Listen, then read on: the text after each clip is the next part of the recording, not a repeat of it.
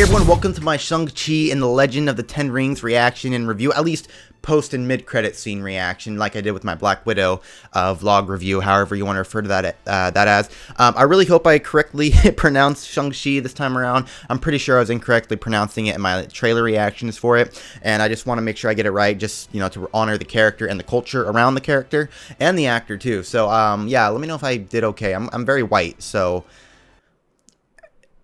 yeah. So I just wanted to do a quick little prologue to my review and any theories and thoughts I may have had going into this movie. Number one, like I said in my trailer reactions, I don't know a lot about this character, and that makes me extremely excited. Same with the Eternals. I don't know much about them. I'm super excited. Again, I don't know anything about this movie other than hopefully there's an Abomination v. Wong fight, 1v1 going on, so if that happens, I'm going to be very excited, which is funny because we see Wong leave into a portal in the No Way Home trailer. So I'm like, oh my god, what if he just walked away to go fight Abomination? That'd be hilarious. But yeah, I'm just super excited to go into a Marvel movie without knowing too much. It's been a long time since I did. I think the first time was Guardians of the Galaxy, and that was an extremely fun and different movie, and I hope Shang-Chi gives me that and other people that too, because I don't want to just research the character and be a fake fan. Just like, okay, yeah, I knew this was going to happen. I've been waiting so long for this to happen. When 90% of the people saying that researched the character right before they went to go see the movie. And I don't want to do that. If I'm going to do that, I at least want to watch the movie first. That way I can go in somewhat blind and be like, oh, okay, that's a cool twist I didn't expect to happen. That may have been in the comics. But the only thing I do know about the character for a fact is that he has relations with Iron Fist, I believe, and his dad is not the Mandarin in the comics. They combine the Mandarin and another character into what his dad's name is, which is Wenru, I think. I could be wrong, again, haven't seen the movie. I think they did that to, like, avoid cultural stereotypes. I could be wrong. I'm really naive when it comes to Chinese culture and the people who worked on this movie. So, again, correct me if I'm wrong. I'm not, you know, take everything I'm saying with a grain of salt. It's just my opinions, my what I've been told and seen. But that's as far as the character goes. That's basically as much as I know. I know they had like business in Madripoor, which is interesting. I think it's Madripoor, which is interesting because that's where Falcon the Winter Soldier was taking place. So that would be cool if there was a connection there. I highly doubt it, but I do know there is something going on there. But anyways, you guys, I'm super excited to watch this movie in a few hours, and I will see you guys soon.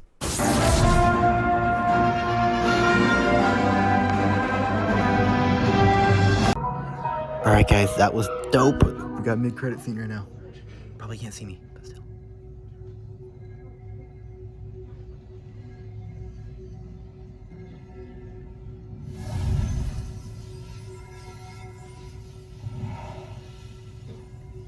I don't match any artifacts from our codex.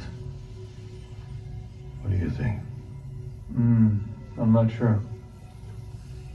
They're not vibranium. Chitauri? He's not like any alien tech I've seen. Wait, what? How long did your dad have them before he gave them to you? That's the rings. About 1,000 years? The thermoluminescence indicates they're Why is he older not than that look? by a lot. The first time you used the rings, we felt it in Kamatage.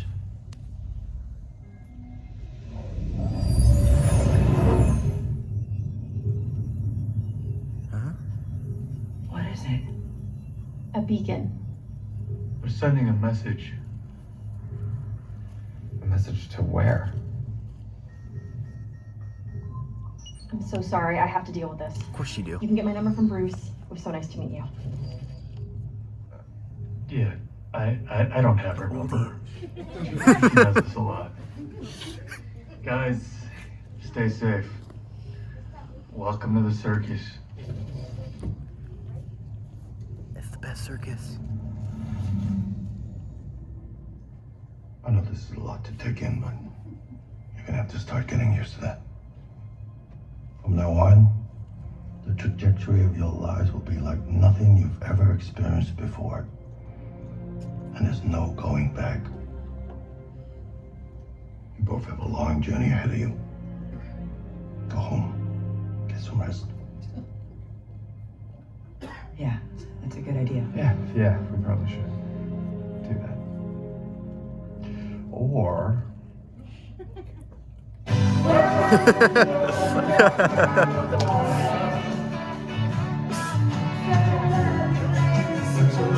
Let's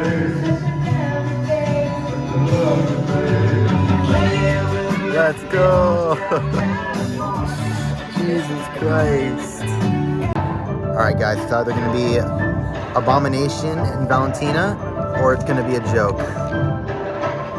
There's no point in showing Abomination for like 3 seconds if you're just going to waste them. All that money on CGI. No. Sorry if you guys aren't going to be able to see me, but copyright. And spoilers too, you know, it's a little important. Here we go, here we go, here we go. So not Valentina.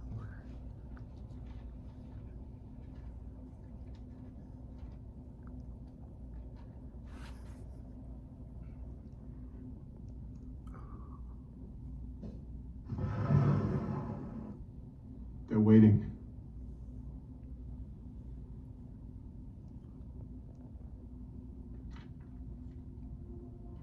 Who's waiting?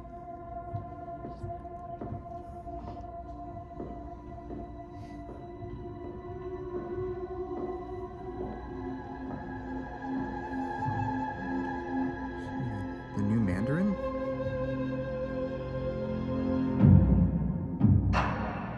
Let's get started. We have a lot of work to do. No, you don't. No, you don't.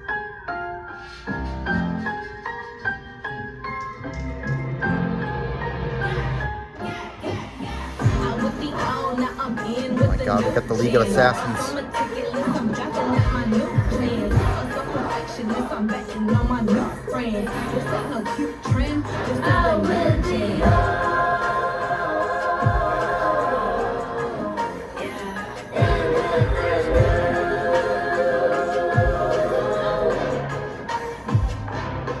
Okay.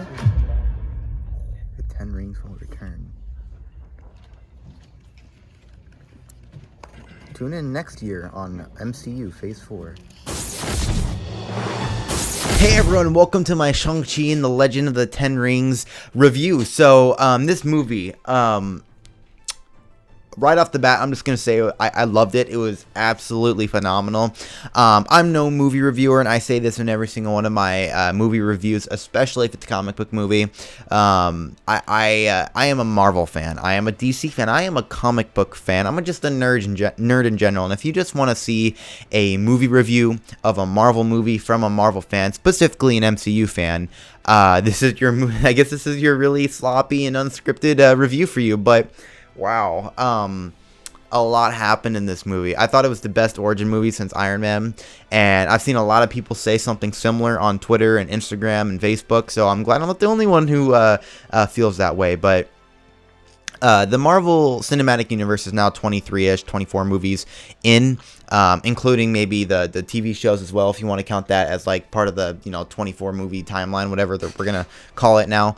But I think Shang-Chi, I hope I'm still pronouncing that correctly, because, they even had a whole scene as a joke dedicated to how to pronounce his name, from Sean the Shang or something like that. But I just think that this movie was a very fresh, new, different, and unique take on the MCU. We finally got something that was interesting and different when it comes to an origin story, and yeah, I just think it's the best origin story since Iron Man. It had a very emotional aspect to it, just like Iron Man.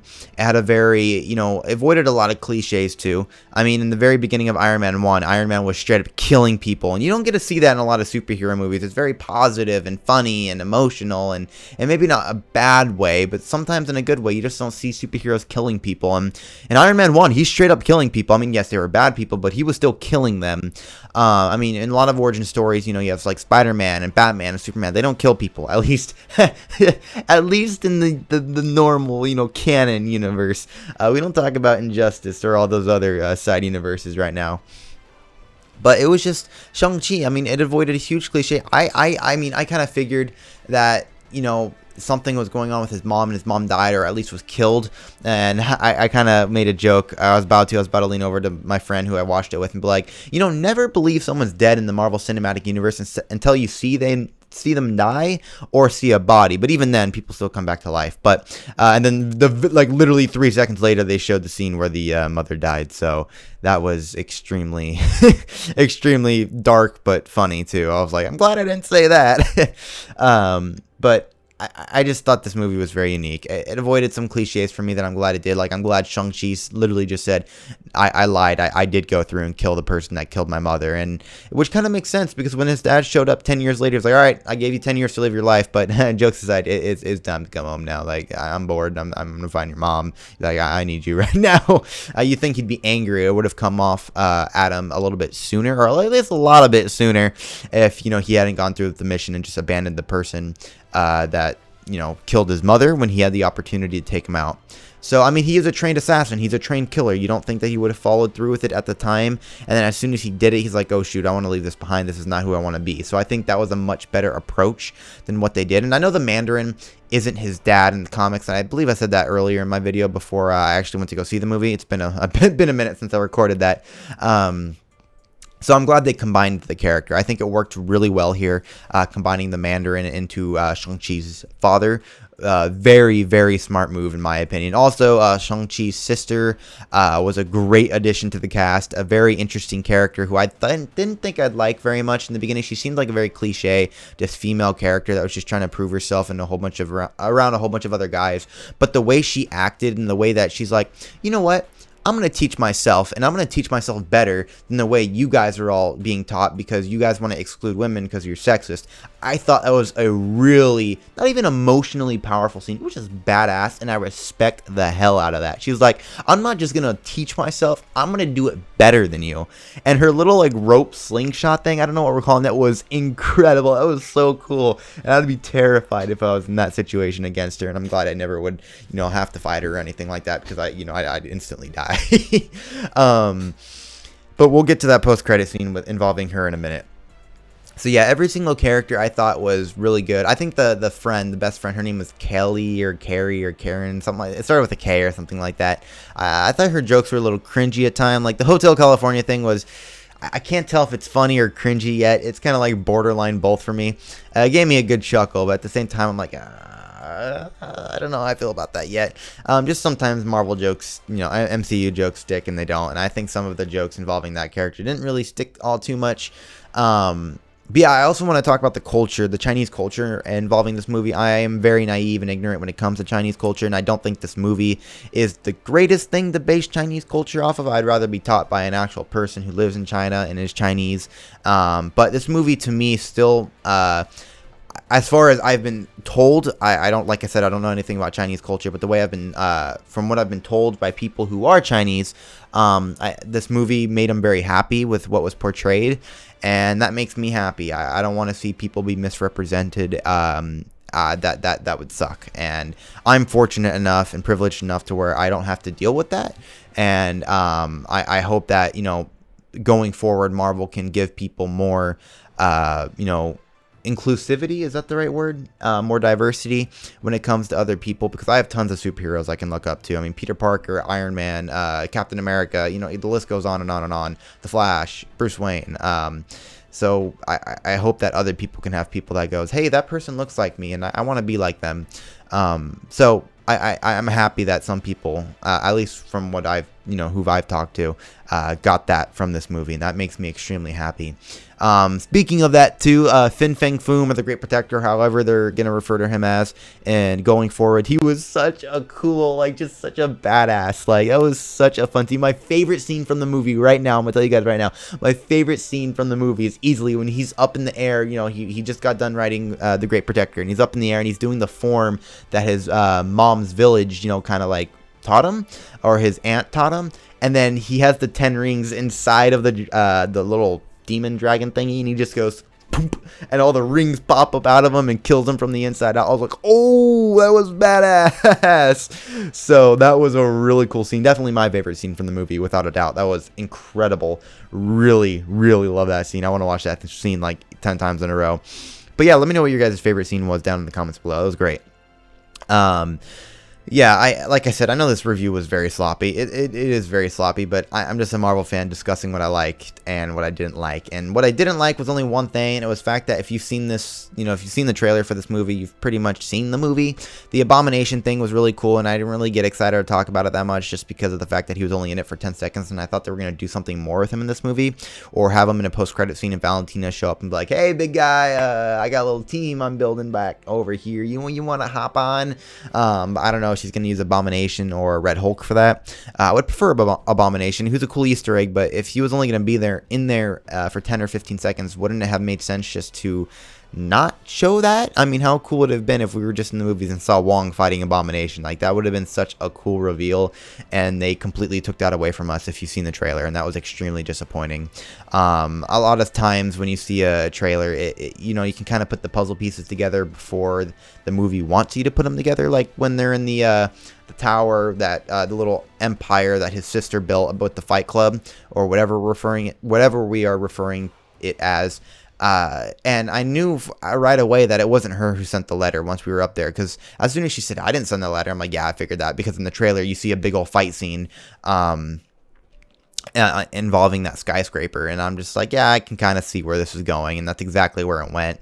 So I think watching trailers is a little bit iffy. That's why I'm really nervous about the No Way Home trailer and the trailers coming for it. I want to go into a movie surprised. I really miss that feeling, but set photos and trailers and leaked images and all that is really ruining the movie and TV show experience for me, and I don't know if you guys feel the same way.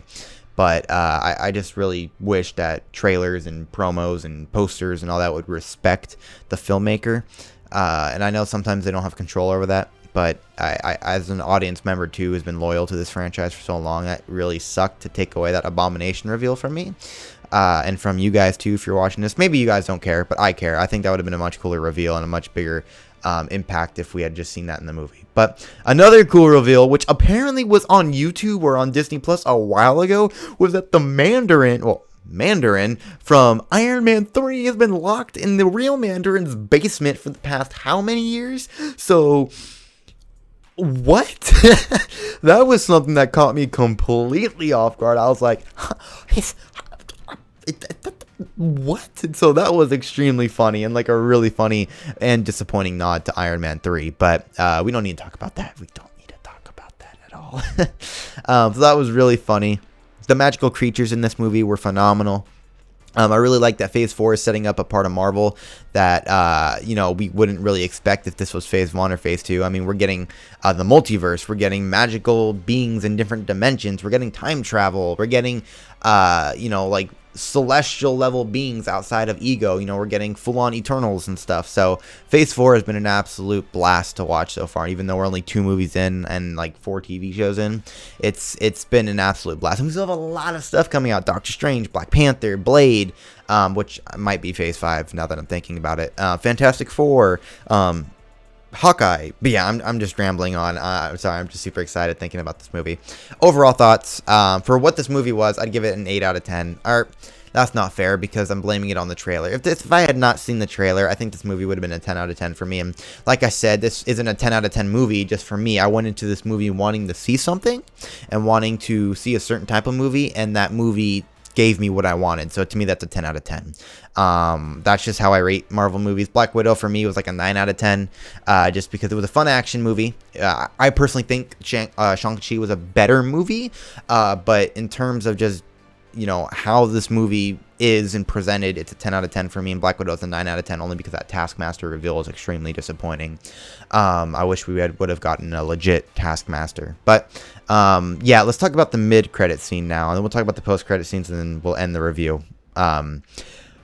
What the hell is going on? So Wong shows up at the end of the movie and goes, hey, you Shang-Chi? And he's like, yeah, what's up? And he's like, all right, come with me. You're an Avenger now, without saying those words. So they go and they talk to Wong, and Bruce Banner shows up, which already gives me like a huh, because he's Professor Hulk right now. Why does he look like Bruce Banner?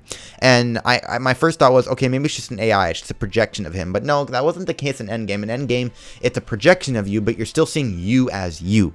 And I'm just wondering why he wasn't Professor Hulk. Like, that has me extremely intrigued. Another thing that had me go, huh, was that Captain Marvel Marvel's hair was a lot longer, and I'm like, okay, look, her hair was short in Endgame, but how did it grow that long? Like, how long was Shang-Chi after Endgame?